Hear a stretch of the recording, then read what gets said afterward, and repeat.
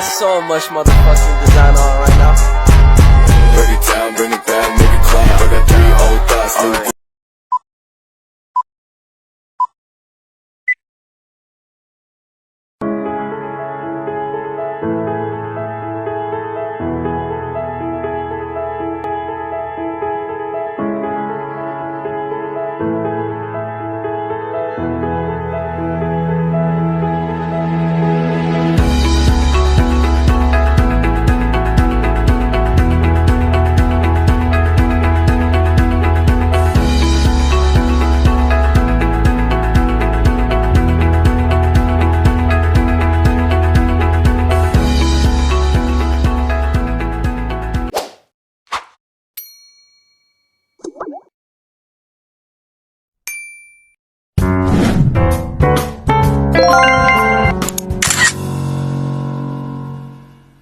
Assalamualaikum warahmatullahi wabarakatuh.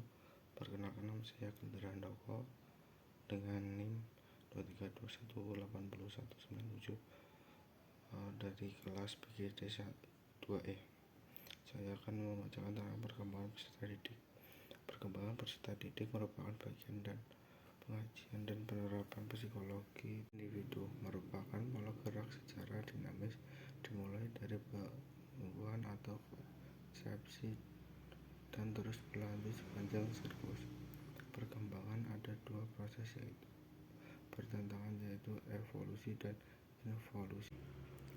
Manfaat mempelajari perkembangan peserta didik bagi peserta didik: memberikan gambaran tentang perkembangan manusia sepanjang rantangan kehidupan beserta faktor-faktor yang mempengaruhi, yang meliputi aspek fisik, intelektual, emosi, sosial, dan moral. Memberikan gambaran tentang bagaimana proses pembelajaran yang tepat sesuai dengan tahapan perkembangan peserta didik.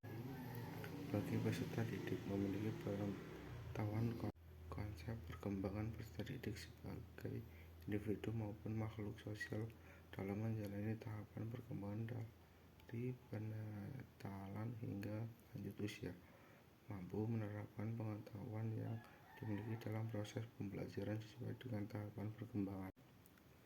Ranah kajian perkembangan peserta didik: ranah fisik, contohnya ranah intelektual, ranah emosi, ranah sosial.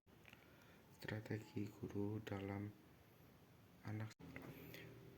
Yang pertama, menggunakan bahan-bahan yang konkret, misalnya barang atau benda konkret.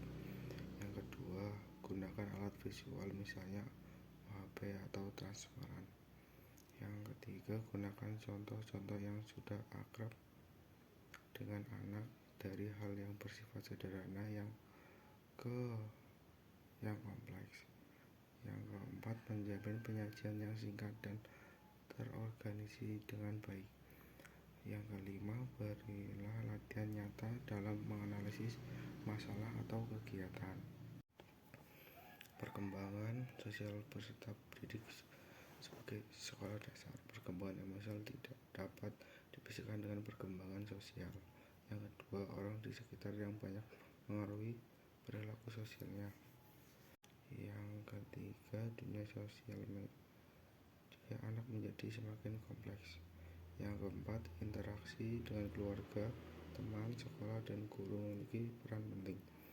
Yang kelima, pemahaman diri dan perubahan dalam perkembangan genre dan moral menandai perkembangan anak.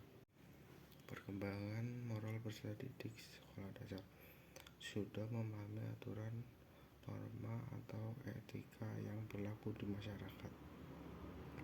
Yang kedua, perilaku moral banyak dipengaruhi oleh pola asuh orang tua dan perilaku moral dari orang sekitar.